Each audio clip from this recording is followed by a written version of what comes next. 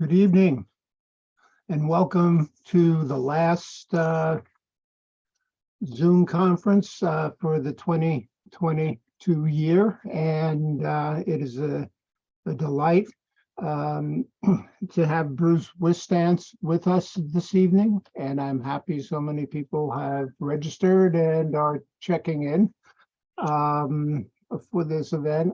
I want to start off though by thanking the committee that has worked with me this year again to put these conferences on, and that is Audrey Klinkenberg, who's the Town of Saugerties historian and the president of the Ulster County Genealogical Society, Gail Manny, the Town of Marbletown historian, Susan Stetson-Cohen, who's the New Paltz historian, Marnie Jansen, who's the vice president of the Ulster County Genealogical Society, Richard Hepter, who's the Woodstock historian, Joan Kelly, the historian for the town of Lloyd, Susan Sprackman, who's the Ulster County Historical Society treasurer, Pamela Herrick, who's the director of the Ulster County Historical Society, who will be taking the place of the retiring or the retired director of that institution, Suzanne. This is what I mean about going off script. Suzanne Hausberg. And I also definitely want to thank Karen Levine, who has run all of the conferences for us and has run many conferences that I have been to over the last few years. I've known Karen for a lot of years, and she does a great job. It's always a very smooth kind of an operation. For me as a historian, I have always been most excited when I've come across a diary or family correspondence or things that put a human touch on what it is I'm studying, so that I can get beyond the pieces, the pieces of paper, the census data, the background information that I know, and get into the specifics of the community or the thing that I'm working on in a very personal way. So I was thrilled when Gail Manny suggested Bruce Whistance as a possible speaker for the last conference here. And because he's been involved in writing memoirs over the last, Bruce, I forget, is it 1 or 2 years where you've been writing one a week or something? Well, it started in Thanksgiving of 2021, thinking I was going to do one a week through the winter while I couldn't work out in the garden landscaping, and I ended up keeping on.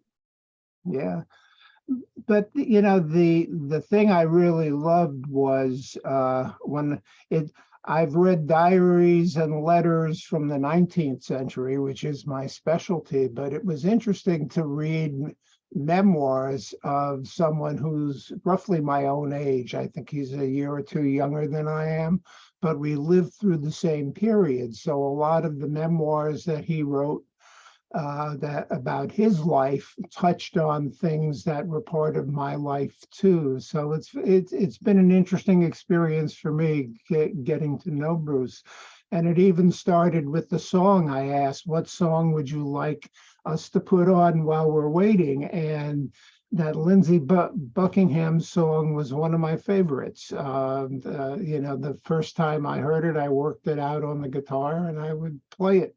So it's that's the way his memoirs have gone for me. It was like an opportunity for me to get back in touch with my life at a particular point in time when, due to the pandemic and all of that, I've been looking backward, and seeing, what I've gone through, the changes I've done, and so Bruce's accounts were wonderful for that. But in thinking about what I wanted to say here at the beginning here is I remember in the middle of the pandemic, getting a directive from the State History Office to collect stories from people of their COVID stories. And it was sent out across the whole state that individual localities were supposed to start to collect people's stories. And I was thinking, what a phenomenal thing.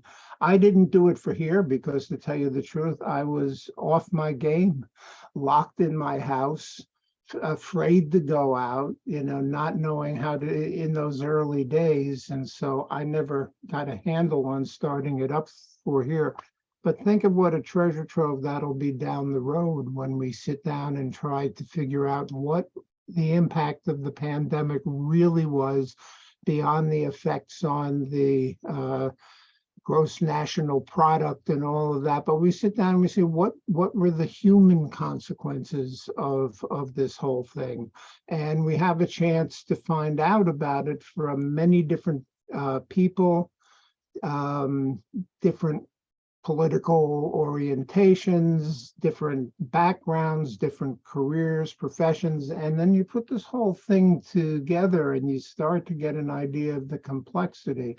So for me, memoir, I think I'm going to follow Bruce's lead and start to try to write memoirs here and leave them to my kids, and for the next generation of people to understand what this place was from my perspective.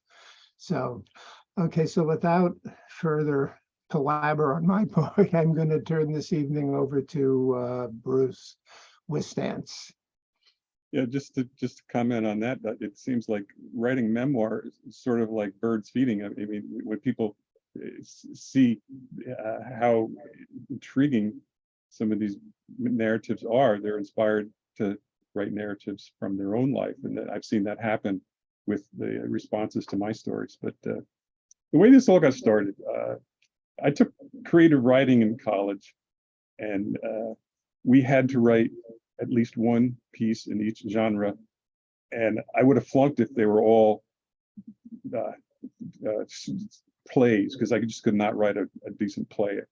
We had to keep writing one until we passed, and so I finally passed with plays.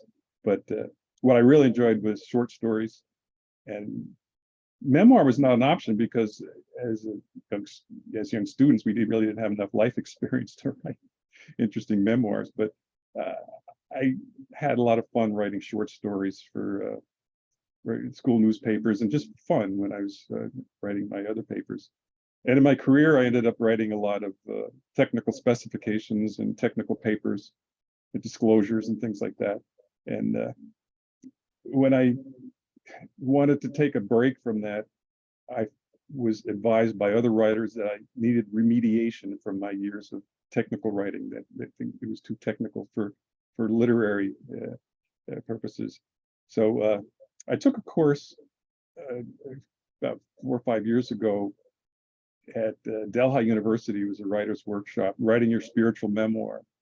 And just like the young people that go to a music teacher and say, I only want to learn Stairway to Heaven, I don't want to learn scales, I don't want to learn any of the songs, just teach me to play Stairway to Heaven, that's all I want to spend time learning. So I just wanted to write a story about a very dramatic experience I had where I was literally hanging off a cliff. And for those of you who have read my memoirs, it's a point in time. And I expanded on that point in time of actually hanging off the cliff to provide some background of my life leading up to that, and when I was to kind of put a context around what was going in my mind when I was hanging off there, and then what happened after I didn't die. As you see here, I didn't fall off that cliff. So just like the kids that go to learn Stairway to Heaven, by the time they've learned Stairway to Heaven, they've learned a lot of other songs. I ended up writing a lot of memoir, and they were a lot of fun to do. So last Thanksgiving, I started writing one a week, and I thought I would post it on Facebook for my friends, and they would, for a few months, and then I'd go back to everything else. And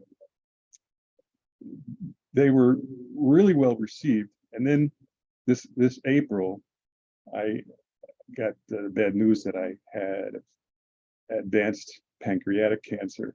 So my priorities changed, and my family helped me with those priorities.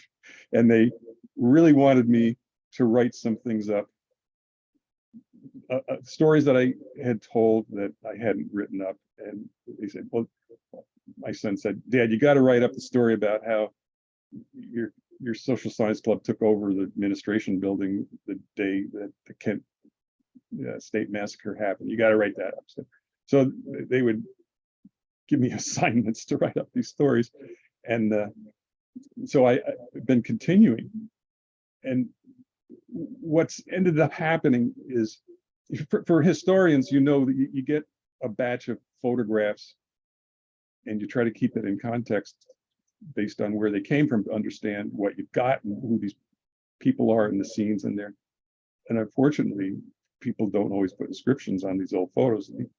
Even from my own family, I have shoeboxes and bins of photographs that are not inscribed and they need to be gone through.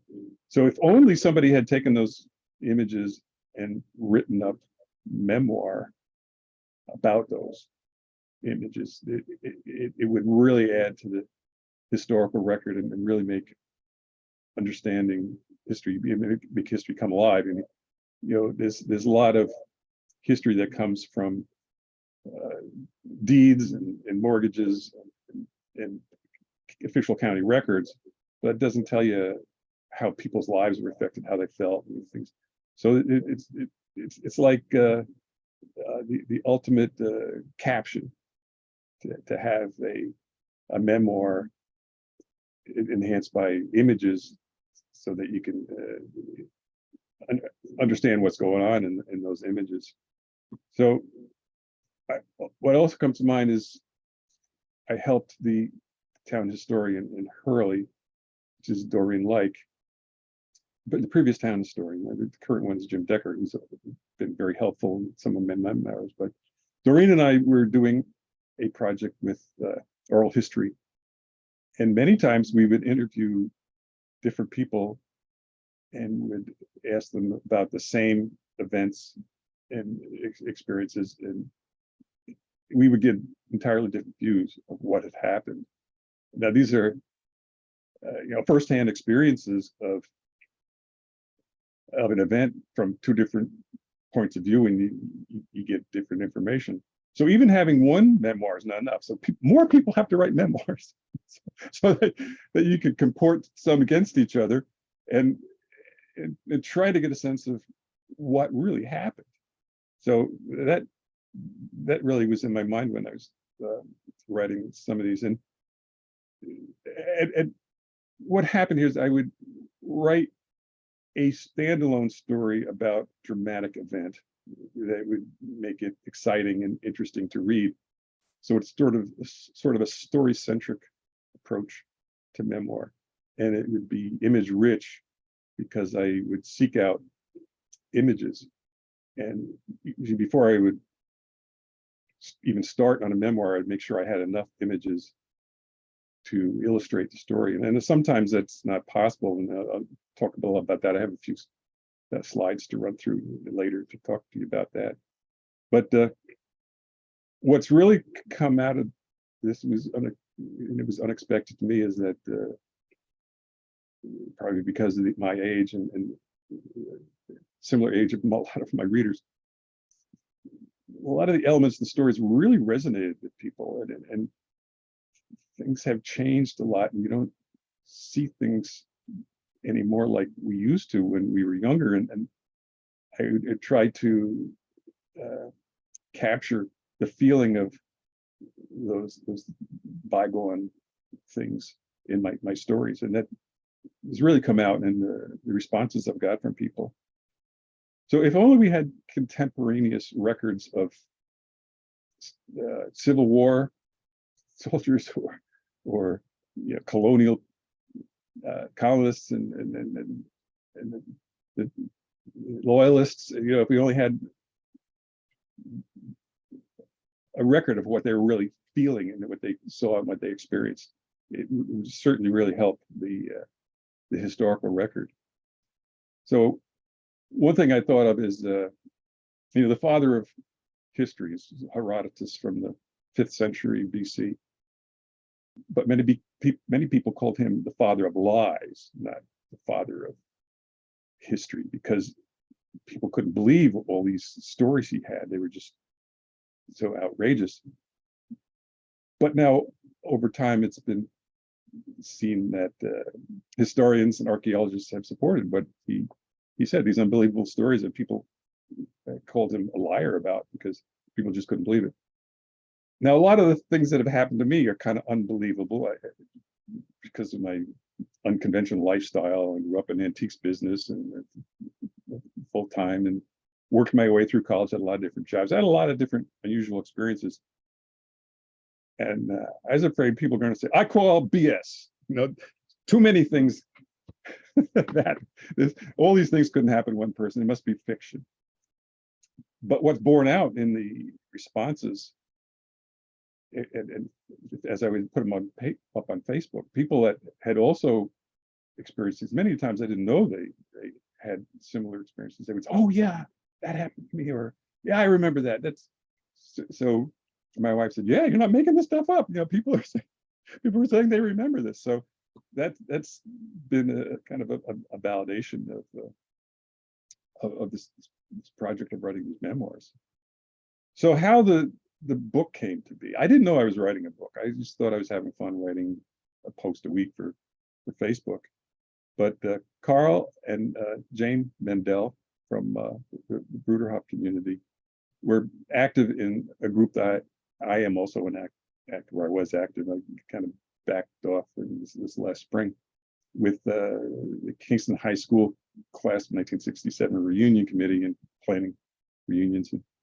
And they were seeing these stories and they said, "Well, Bruce, how would you like it if we published a book of your memoirs? And we'll print it and you can give copies to your family and friends. We'll do a short run, do enough to, for your family and everything." And I said, "Yeah, sure. And it sounds like a great idea." And Jane said, "Well, can you put them in chronological order?" And my first thought was, well, they span intervals of time and some aren't necessarily one specific time that you could put in chronological order. But she did a cut and it ended up being a beautiful job. She's brilliant. And she realized there was a missing element of a missing story about how my wife and I met. And I wrote that up and put that in there, and it kind of makes it a coherent timeline of a lifetime of crazy things happening if you've read these memoirs. So there were 43 written at the publication cutoff, and I've since finished enough to make a total of 63. And I didn't know I was writing a book, so I wasn't really rigorous with the photo credits. And a lot of the images, luckily, are my own that I took or my family took, or photographers were generous enough to give me credit to use them. But a lot of them I had to find photograph that would help illustrate a story and that don't have the permission to use it in a commercial project. So there's also been a lot of recommendations. I tend to know a lot of writers, and some writers have told me you should really publish this with a commercial imprint with a big publishing house. And I looked into that a little bit, and it's a lot of work. Lowell Thing, who's an author that wrote The Street That Built the City, has been very helpful. And he took my manuscript to the book that the Bruderhof published to Black Dome Press, and they liked it and said that they would endorse it with another publisher. But publishers tend not to want to do a memoir book.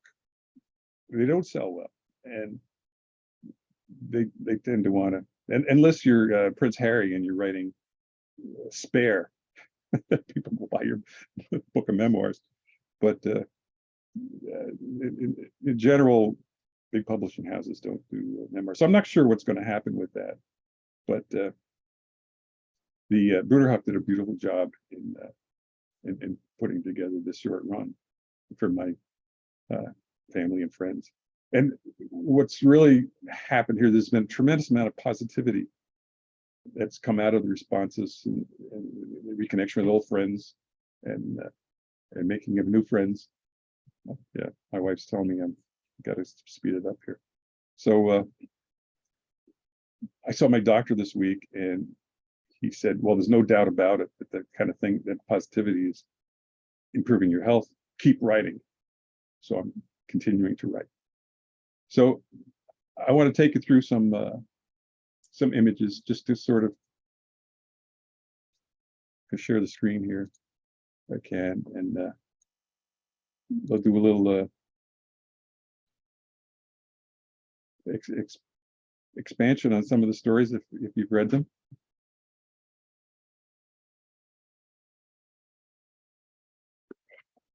This is the cover of the book.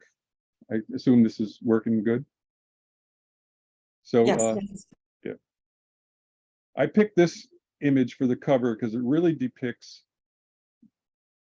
life in our area. There were 28 dairy farms from Cottikill to Route 28 in the until the 20th century dragged on, and one by one they kind of went out. This was a dairy farm. This is me driving the calves back up to the barn to feed them their calf starter. Interesting story here. This is Goldie the bull, worthless as a stud bull. The farmer actually couldn't bear to get rid of him. He was such a friendly bull. It was really usually you could go over and pet him. And when they needed a bull for stud, they'd have to borrow one from another farmer. But this is Goldie looking on protectively over the calves as they come up. 15 years later, this is what it looked like. Everything was overgrown. Farms were all gone by this time in the early 70s. Most of the dairy farms were going out. And now I couldn't bring myself to take a now picture because this is all gone. All these buildings are gone. This is part of the world's largest collection of feed tags. This is the calf starter that I used to feed the calves with. And these were 100-pound sacks. Farm kids end up being strong because you have to carry these 100-pound sacks. We used to sit on these sacks of feed in the back of the pickup truck and drive back from the feed store. You don't see that anymore. But they were all from the Grange League Federation. And it was a cooperative that produced products for dairy farmers. And they were very successful. They used to hire farm boys. The girls ended up not doing that kind of work, but the employees that ran the business were all ex-farmers. Then they decided that they were going to hire business administration graduates who had never been on a farm, and it was along with the phasing out of dairy farms. That was the beginning, the end for the Grange League Federation. Now, if you've read the stories, you'll recognize this as the tuberculosis scare of 1966 in Kingston High School. They tested everybody. I tried to get the original photos of this, and they were gone. The people that produced the yearbook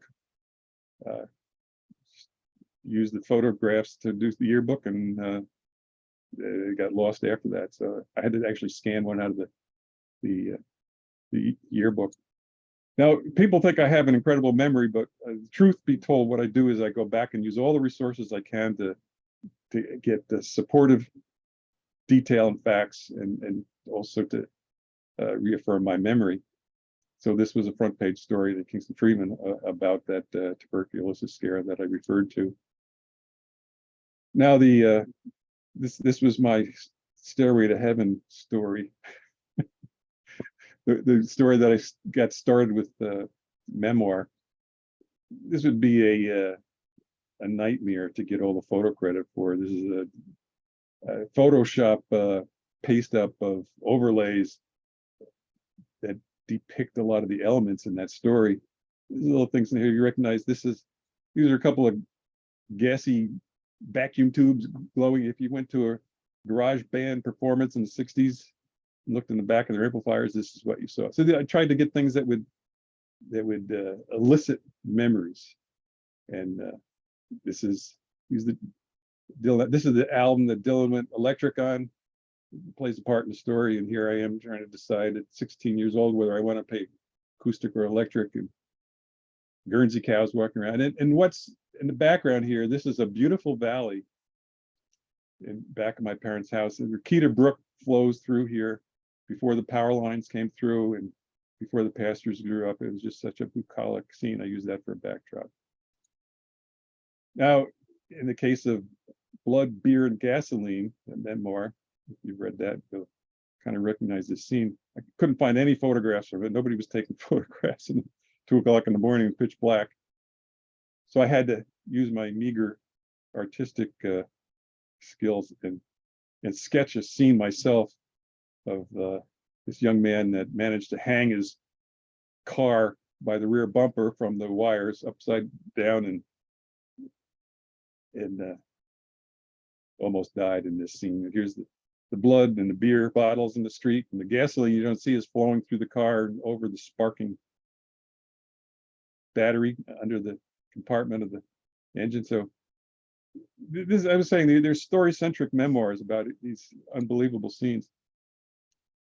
This is from the story of the reservoir. One of my favorite places in the world as a young person, as it was for many people. I was lucky to get this photograph one August day. I understand the New York Times sent a photographer up to try to catch this, but it takes us just the right circumstances for somebody to climb up to this 85-foot ledge and jump off. And this guy you see is sailing down. He still has to clear about 20 or 30 feet of distance over the lip of the falls, and then there's rocks in the water underneath this too. He didn't die. One of the things that's interesting about that, I put this picture up on Facebook, and I've seen it in derivative works with creative captions. People say it's May Day. It's not May. These people are obviously not sitting around there in May. But once you put something up on Facebook, there's no telling what's going to happen with it. This is the same ledge a few months later with the water flowing over that, water coming down through the spillway bridge. This is where the picnicking happened. It's a beautiful space. It used to be up there. It's still beautiful, but it used to be more beautiful in my youth. These were the aerators, the way they looked back in the day. And what I found over and over again is when I put up these stories, I get responses from people who have had some kind of a connection with the story. Here's my friend Rod, who said his friend's brother died in the spillway on a different day. That I happened to be there the day they closed up the spillway falls because 2 people died the same day. And another friend of mine happened to be the EMT that was in the ambulance that attended to the victim in the hospital.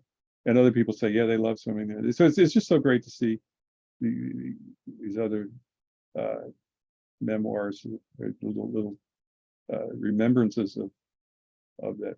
Now, this is where the spillway was. It's been closed up for so long, most people don't know where it is, but the runoff over the spillway comes down here.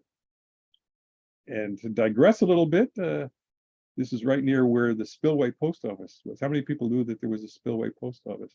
For 3 years, right after the completion of the spillway, there was a thought that there would be a lot of settlement and development in this area from the displaced people from Ashton and Glenford and West Hurley, Brown Stations. People were all displaced. Most of them moved up around Route 28 here, and people didn't tend to settle down here. So the post office only lasted 3 years.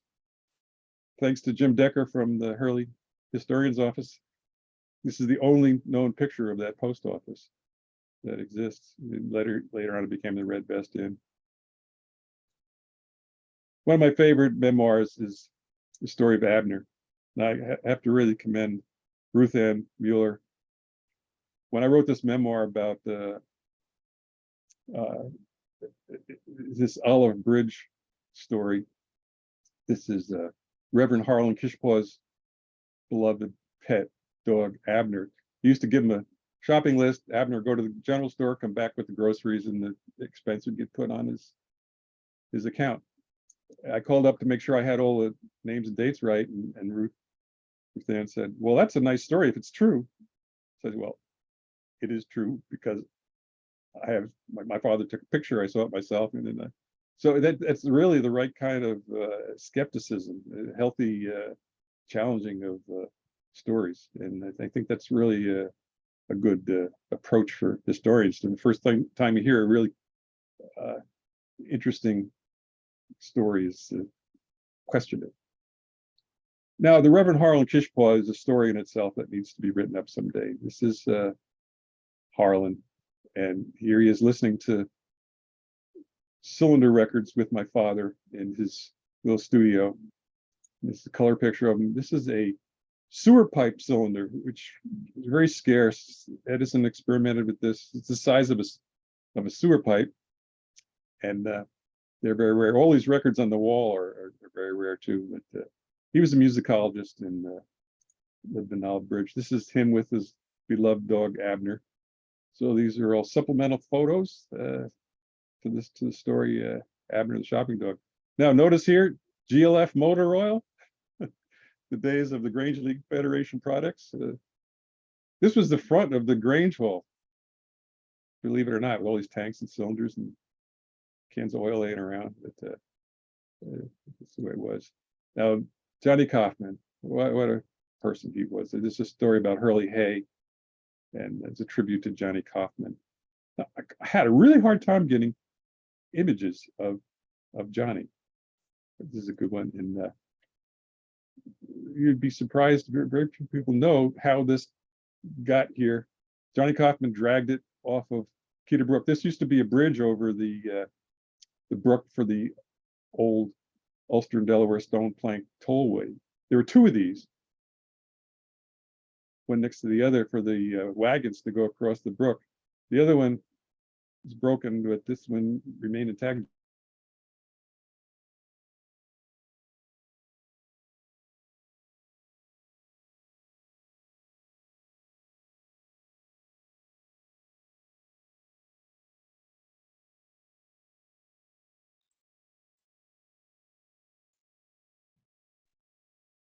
Is the sound on now? Okay, you're back. Yeah. Yeah, I'm not quite sure what happened there, We but lost you for a second. at any rate, now the story of 4 Dead in Ohio. This is the Social Science Club, Ulster County Community College. We lost your screen share, so something happened with that. Let's see.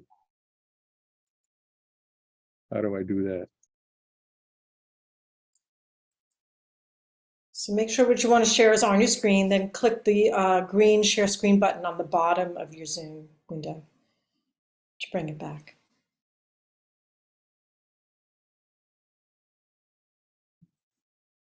Are we back? Do we have? We don't see the screen share. It looks like you've initiated the sharing.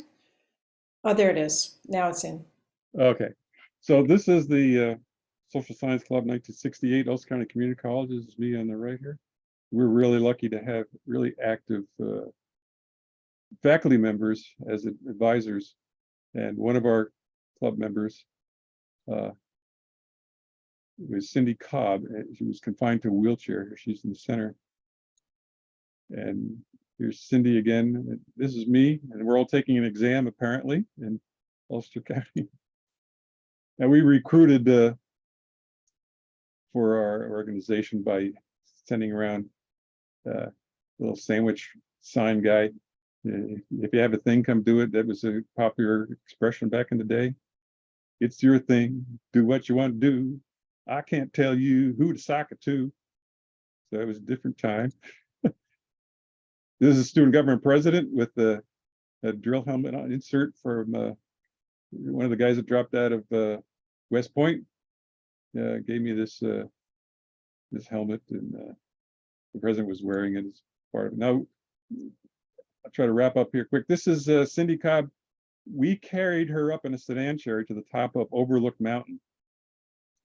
And there were enough of us that we had people to hold these rails and carried her up that steep slope. And this is me leading Alistair, the goat, who came with the expedition. And she was just so exhilarated by this. This is our department chair, and Harry Matson, who really encouraged dissent and nonconformity, as you can see by his outfit here. But now I have a list of subjects that I intend to write a memoir on, and a lot of them are waiting to find good images. A lot of them are waiting for me to get around to them. Barbed wire is a story. The former town supervisor, Gary Bellows, tells this story every time he introduces me to somebody about how we used to toboggan underneath a barbed wire fence by leaning down there, inches above our faces. We zip by. I want to write a memoir about Jim Berggraf. Who's just a really wonderful historian. He was an anthropologist that did a lot of research in this area. On the road to California, I'll explain that a little bit. But at any rate, you may see these, and if you want to put in the chat which ones you want me to prioritize, if you see something here, go at it. Now, the trip to California is a story that is captured in this journal that my mother's sister kept when they drove in 1929 from Queens, New York City, to Riverside, California. And she was a really good journalist in this way. She kept this journal. Their expenses each day on their way was never $20. It was usually like this, $15. That's gas, food, lodging. Gas was about 20 cents a gallon, and it is just an incredible story that needs to be told. This is my mother, my grandfather, and their 1928 Nash out in Utah on their way to California. I also want to write up a story about Silver Thursday. I was going to work for Harry McNamara and Neil Siegel in their colonial stamp and coin business, because they had so many people come in for silver, but by the time I got a chance, the hunts had gone broke and silver crashed, so never got a chance. So let's see another news article about that. I want to write up a story about Limburger cheese and logging chains as a tribute to my father-in-law. He and I love to do things together. Sadly, can't find a piece of Limburger cheese in Ulster County anymore. If somebody knows where they are, just send me a note. Used to be able to buy in the convenience store, but it's gone. This is Jim Berggraf when he was doing his digs. We had him come to my family home. Here he is explaining to us what he had discovered in along Hurley Avenue there, where the Lenape and Lenape had their longhouses. My grandmother, mother, Gary, Jackie Johnson, my father, my high school girlfriend. Just spellbinding stories. So we had him come, Social Science Club again, arranged to have him come talk at the Ulster County Community College. And just the story of Jim needs to be told. He used to come and visit our house every day, just about. On his way home from work, he checked to see what my father turned up in the shop. And so this is a scene from our backyard where I'm working with stone. So I'm going to write a story about stoneworks. Having grown up along the old stone plank highway on 28, I did a lot of work with salvage bluestone. So now, if you haven't read all my stories or any of my stories, I could provide Google Drive access to a repository where all these are. these sort of like album covers. These are the 63 memoirs I've written to date, and they're up there in PDF form. And not too worried about people taking them and publishing their own book. If they do, have at it. I'd love to have a wider audience for my stories. And if I have to go to a self-publishing process to do that, it's going to cost me a lot of money. So the stories are here for historical record, for historians to use, and for friends to enjoy, and for my family to understand what the family memorabilia is all about. So that's the sequence of images here, and I'll turn it back now to Jeff, and I guess he has some questions for me. Or Okay, thanks, Bruce.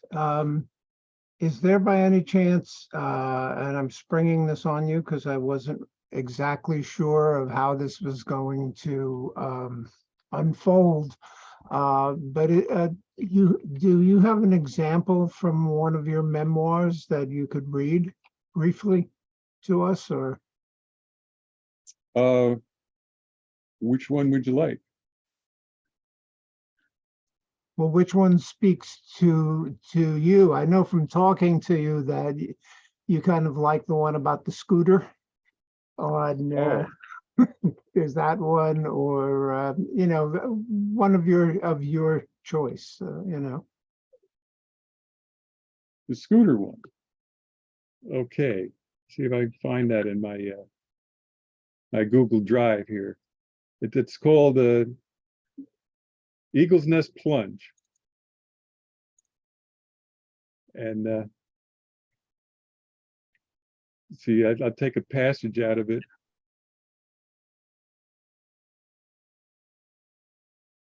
This is the kind of the conclusion of the story, but I said, because I crashed this little scooter at 5 years old going down Eagle's Nest Road, which is really steep, and I say here, I do not remember if I consciously steered off the road to end the misadventure or if the laws of physics simply took over. I flew off the outside of the curve and into a bramble thicket. I ended up lodged so far into the prickly tangle that I could not move. I had numerous bloody scratches and ripped clothes from the thorns. There were only a half dozen families on the road, so no passerby came to my rescue. No houses were within range to hear my cries for help. I slowly worked my way out to the road, trying to limit the number of new scratches. I left the scooter in the brambles and limped down to the Kniff's home. My mom was distressed when she saw my battered limbs, but didn't seem particularly surprised that I would attempt such a stunt. I never saw that scooter again. I had a second scooter from even younger days, and it disappeared too. In fact, scooters were never again discussed in our household. And then after that, my son has an epilogue. He's a astrophysical simulator. He has 43.7 followers for his simulations on YouTube that he does. And so he did a simulation of exactly how fast I was going. He estimated that I was going 30 miles an hour at the onset. 30 miles an hour, and within a few seconds I was going so fast when I started out I couldn't stop. So, and I didn't know what I was doing. I came from Long Island where everything is flat, and I had to push myself along. But so that's one of the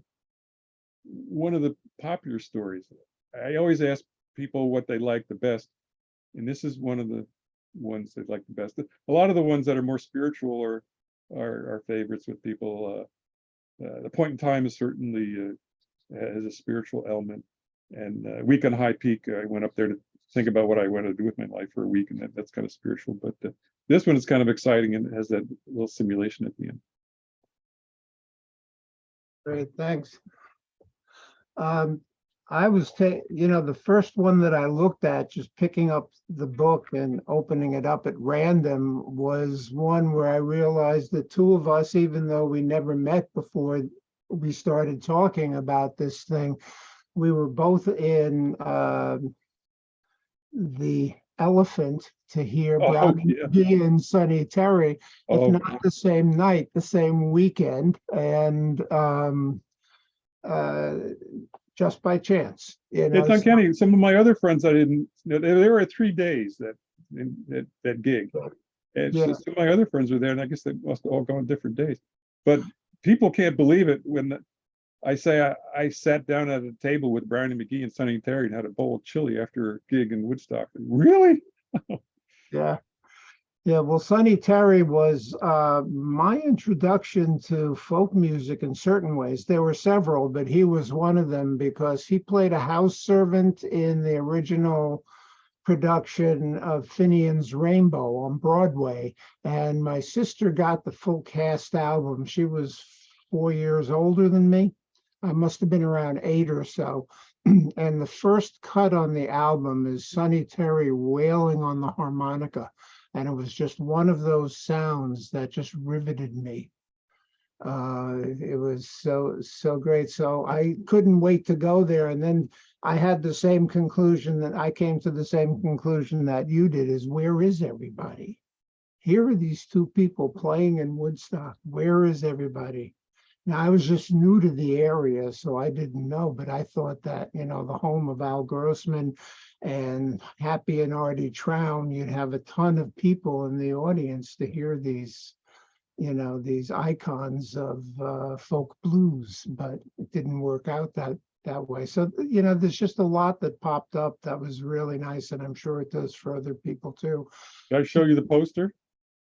'Cause I Um, was there Sunday, and I asked the owner if I could take the poster down because that was their final night. He said, sure, take it. So I still have the poster from that gig. I noticed it hanging on your wall. Do you have it handy here, or No, it's down in yeah? the record So vault. why don't we turn it, open it up to the audience? If you have anything that you want to say, if you look down at the bottom of your thing, you should see a place that says reactions. So if you want to, if you click on reactions, you'll see the little symbol to raise your hand. So that's one way to do it, to get Karen's attention, and another way is just to raise your hand. But is there anyone that wants to join in the conversation?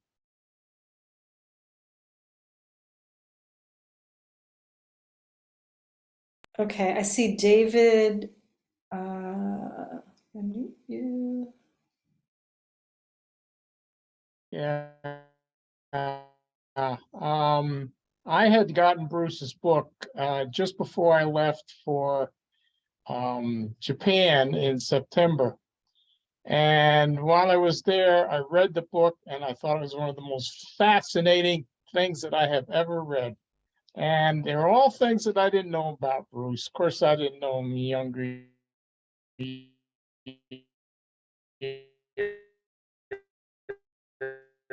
Book is absolutely fantastic. And I thank you for writing it, Bruce. You're welcome.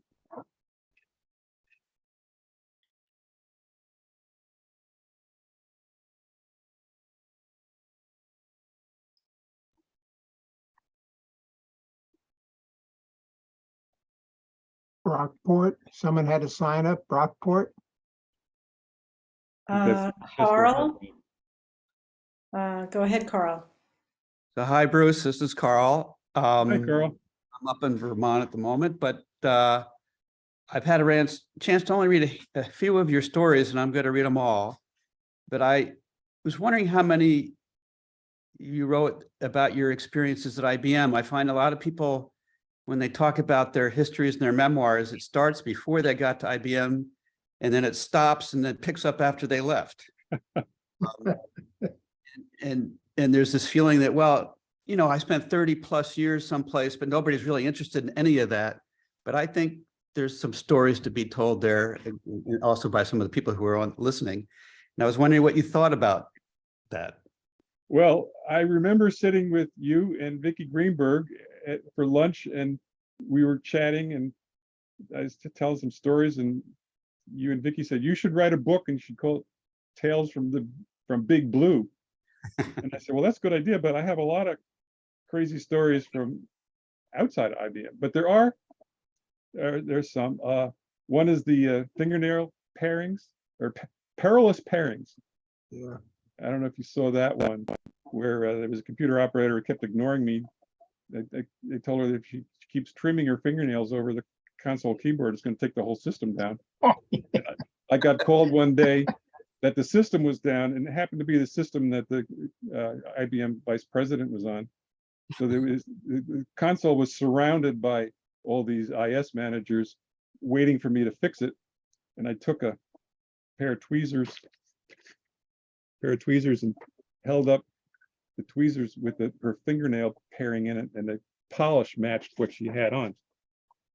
And another one about quitting time, where a department of field engineers that I worked with just decided at 4 o'clock to have a barbecue that afternoon, and it just magically happened. And the 15 of us got a half keg of beer, and we finished that after work. And there's another story about engineers, about how when I was in the graphic systems, we had this huge big video display in the demo room to demo our engineering design systems to Boeing and GM and everything. So I talked executive management to letting me set up a Lionel train in the demo room, and they had what they called a rail scope out. There's a brand new product from Lionel that had a little video camera. This is before GoPro and all that sort of stuff.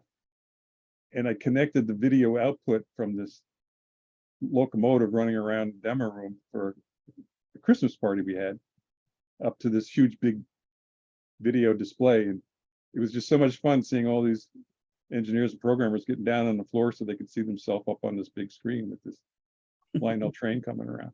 So there've been a lot of interesting experiences from IBM.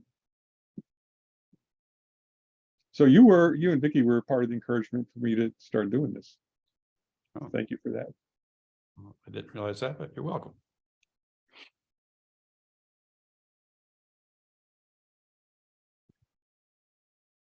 There must be other questions.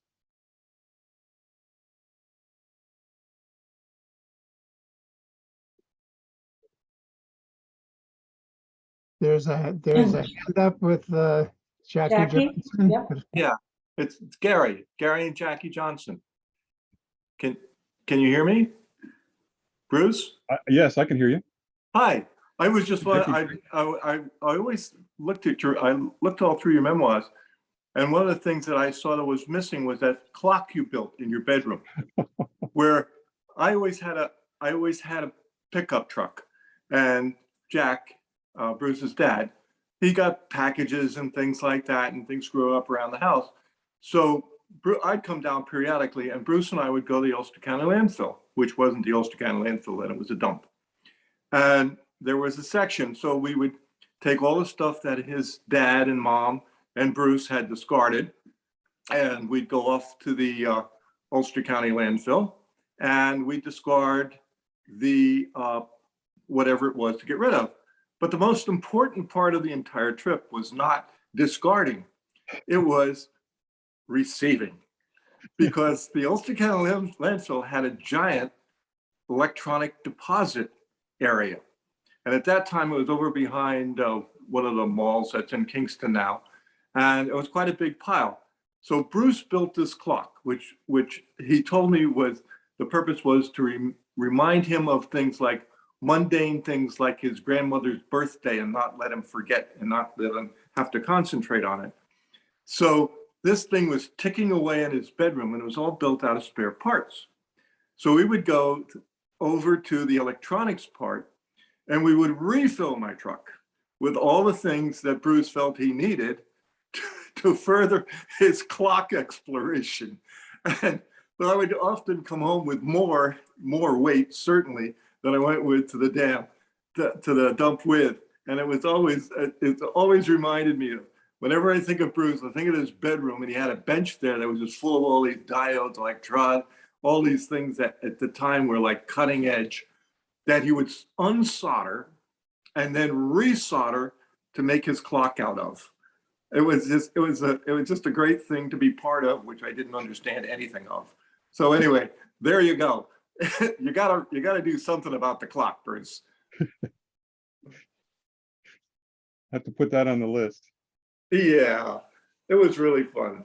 The funny thing is, when I had an EIA equipment rack, a 6-foot high rack to put the build the electronic components in. When I carried that in the front door, a light bulb burned out coincidentally in the living room, and my mother, to her dying day, believes that because I carried this empty electronic equipment rack in the house, that it caused her light. Yeah. Yeah, Lowell had his hands up.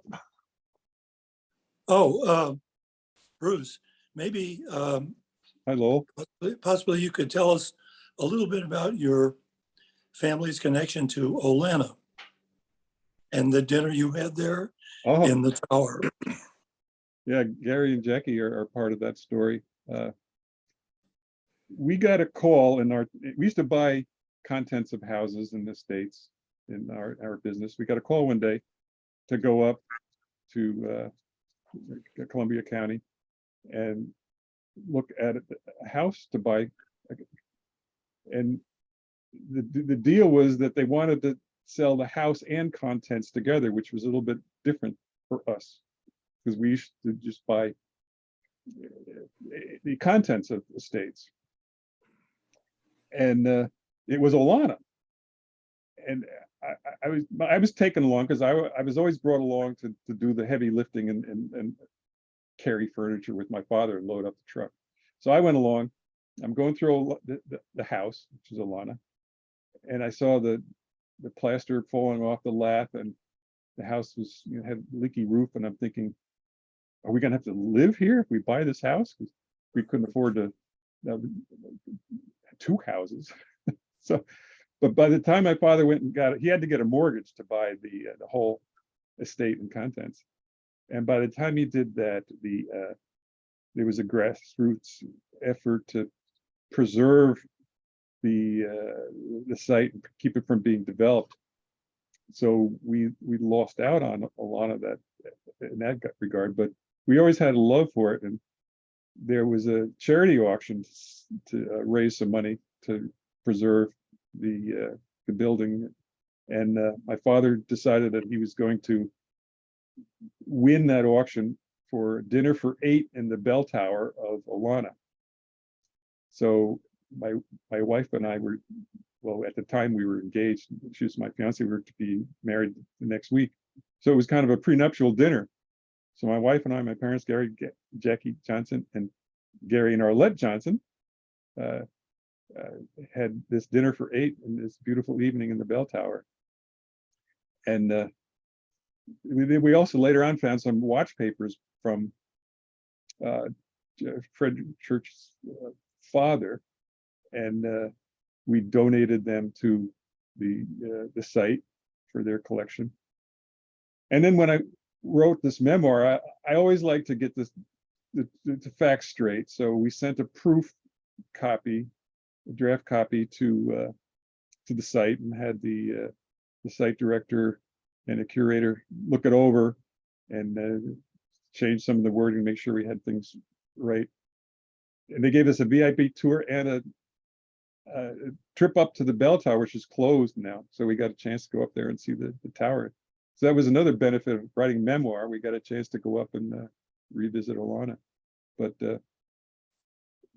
just to have had the chance to possibly buy Olana, it was a $250,000 price that was being asked. Can you believe that? $250,000, 1963, I think it was. And it's a good thing we didn't buy it, because we couldn't afford to preserve it as a historic site. We would had to have sold off the contents and then sold the house, and it wouldn't be what it is today. So it's kind of fortunate that my father had to go get that mortgage, and it took enough time that the sale was stopped. But it's kind of a Thank you. remarkable story. Jane, we can bring you in. Hi, Bruce. Hi, Bruce and everyone. Oh, hi, Jane. Thanks so much for all you shared. It was our joy to work on the project with Bruce. We found it very inspiring and exciting. And one little thing I want you to think about for a future memoir, it has to be exciting to have twin boys. And there is no story that I've read yet about some of the adventures of having two twin boys. So That's a good point. it would be There- fun there's- to There are lots of stories. hear a bit about your early family life.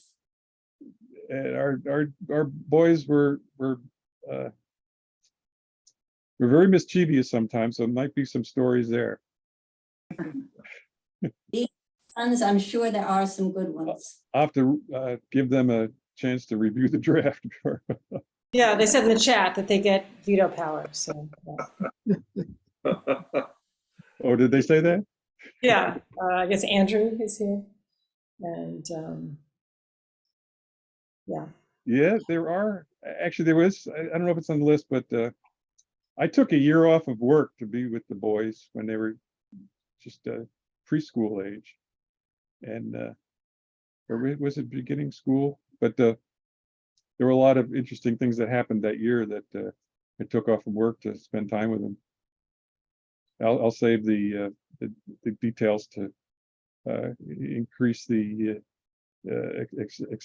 excitement in the story. Bradley in the chat said, on the other hand, he has nothing to hide. So. Well, Jane, I really need to thank you because you really were the impetus for putting the book together. It was your idea to create the book, to compile all the stories into a book. And it's been a big encouragement to me. And like I had mentioned before, the responses of people are just so heartwarming. My doctors believe that that's why I'm doing so well.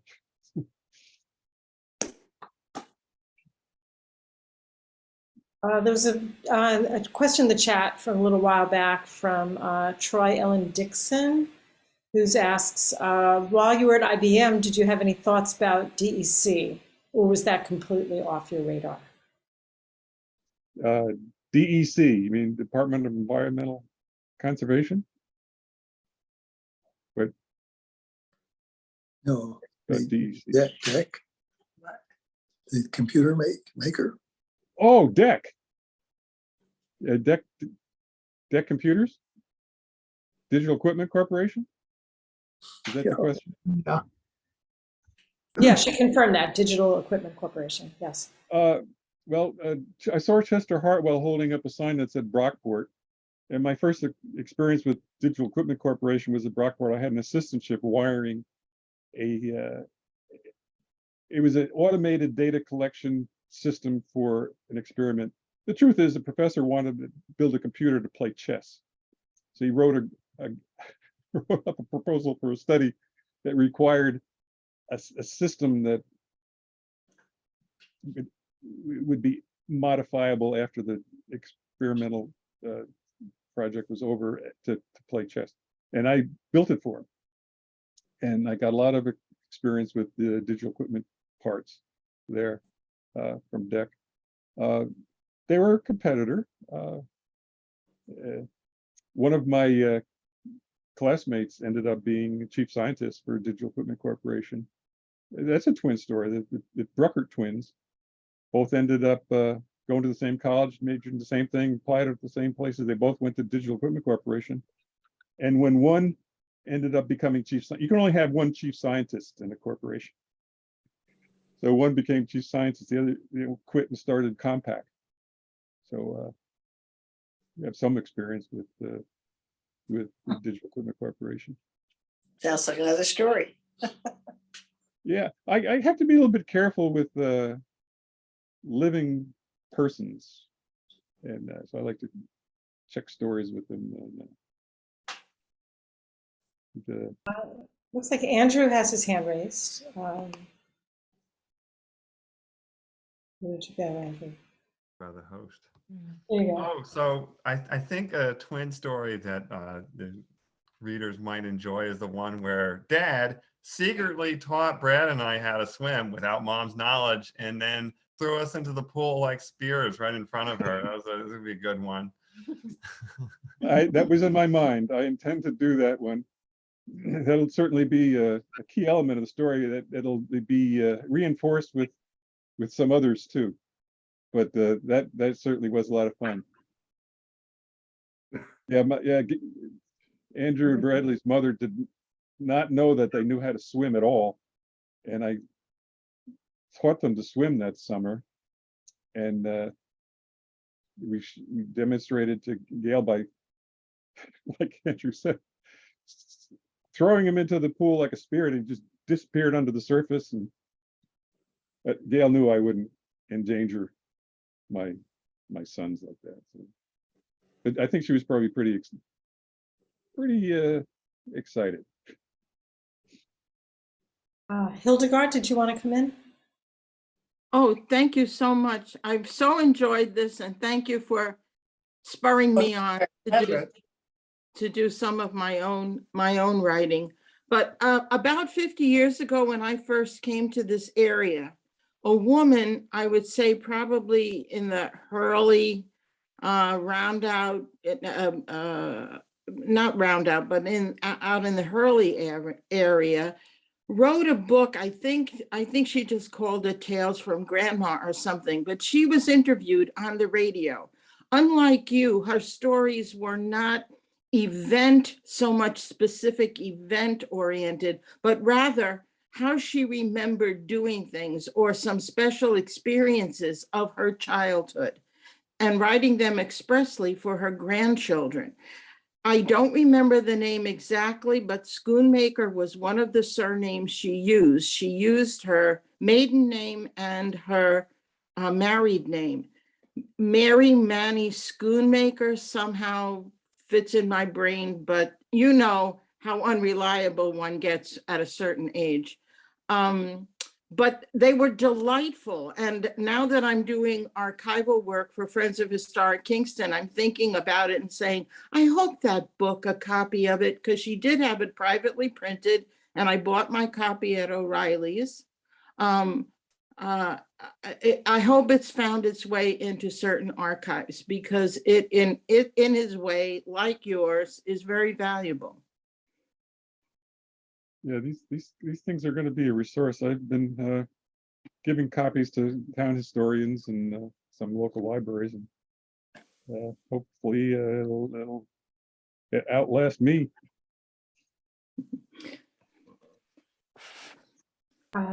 Wayne, you can unmute.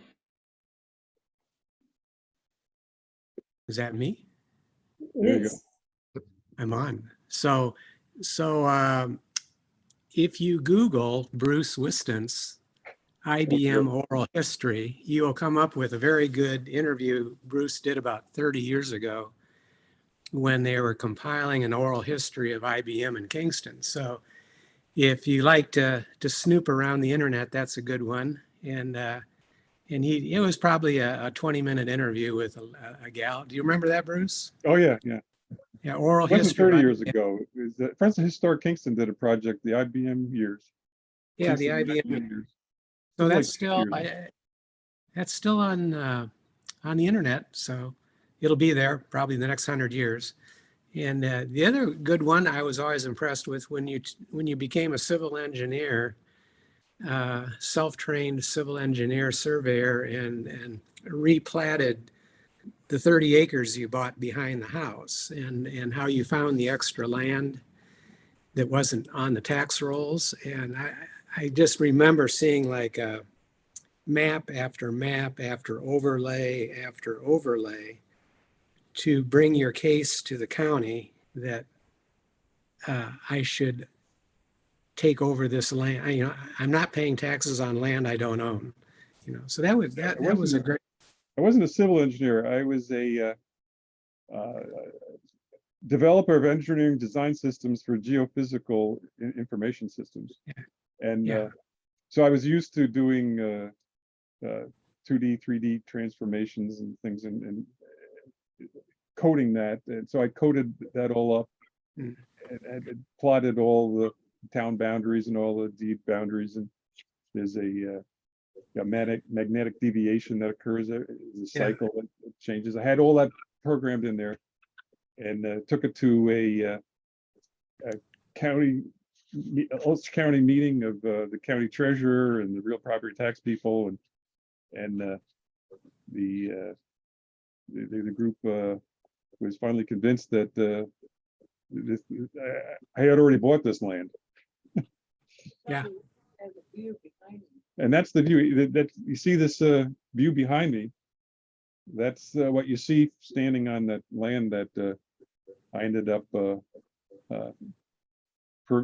prevailing in demonstrating that I already owned it. So I did have to pay some back taxes because I learned from Ulster County that once taxes are billed, they must be paid. It doesn't matter who pays it, doesn't matter who owns the land, but those taxes will be paid by somebody. Yeah. Yeah. That was Enjoyed. fun. It took 2 years actually, doing Yeah. research for that. And the other one is you need to get Freddie Blue Fox in there somewhere, because that was a big part of your latter Yeah. years I have. and the demise of Freddie Interestingly Blue. enough, there are no memoirs written about our band days when we had a band that we played for square dances, country dances. I And do how- have on the list a story. I ended up getting a concussion on stage, getting nearly impaled with the sharp point of a Earl Scruggs special banjo in the dim light of what we had to play with. It was a flickering neon light in the window. That was the light we had. And we ended up colliding on stage, and I had a headstock on the banjo right to the temple here. Yeah. But, other interesting stories too from our band days. So how do you come up with the name Freddie? How did he Yeah. come up with the name Freddie Blue Fox? Yeah. He was adopted by the Lakota tribe in North, wherever the Dakota Indians are, North Dakota, South Dakota, I guess it was. And that was the name they gave him when he was adopted by the tribe. Oh, cool. Stephen, did you have a question? And I think after Stephen, we might have time for one more, and then we'll have to go into our closing. So. Thank Stephen, you. Hi. Oh, Thanks, Karen. that's Stephen. Hi, and Steve, Karen. That's Stephen. Yeah, that one. Hi. Hi, Bruce. Thank you so much. This is Hi. amazing. I mean, over the few years that we know each other, I think we met when we did the post office book, and you gave us those amazing photographs, and you've told us such great stories. Just a couple of little things. What Wayne had mentioned about the interviews, I think, and Lowell, I think, was working on that. You might have together done that with Friends of Historic Kingston, but that's actually on Friends of Historic Kingston's website. Very clearly, one can access those really interesting IBM interviews. Are all very well organized. That would be the best way that if one wants to find those. And we're still have yet to finish, because we're just getting our schedule cleared, the current printed memoir, which we're looking forward to diving in. But I had no idea about the other memoirs, and I would just love to request if you could do this again, and give us more tastes of all those memoirs. I mean, that's just incredible what you showed us, all those thumbnails. And with Jeffrey, or however, we're happy also if you need, we can be happy to host a few and do this kind of session. Everyone is just, I know that I feel the vibe that everyone I think here tonight could just hang another hour and listen to more and more stories. But Right. anyway, that's all. Wonderful. Thank you, Bruce. Hey, thanks, Steve. Well, I've actually been inspired by your work. You're such a prolific author. It's just astounding. Thank you. Okay, anyone else? Any other hands up? I can only see just a few tiles, Karen, so I don't know. Are we all done, all in for now? Though I definitely agree with Stephen, we should probably do one of these a week, and you can hold forth, but we'll save that talk for another day. Well, I can tell you one thing that's occurred to me. I now understand why serial programs have been so successful in early radio and TV. I get a lot of feedback that people make their coffee in the morning and then bring up their computer to see the Monday morning memoir because they are counting on being there each week. There's something about that serial presentation that fits with the human psyche. Okay, great. I do see Brad's hand up, and I can't let us go before your son has a chance to ask you. I was time for twins music day. I was going to ask you later, but real quick, I never knew that there was a goat on the trip of the Ulster County Community College Social Sciences Club up Overlook Mountain.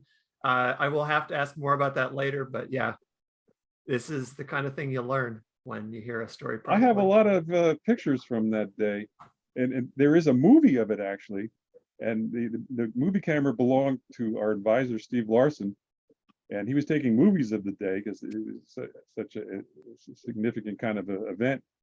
Somebody stole the movie camera while we were up there, and they triggered the motion picture camera to record. They recorded themselves stealing the movie camera. And we were going so fast down that hill, we caught up with these people that stole his camera, and we took it back. And when he developed the film, he saw them stealing his camera. So that was an interesting day.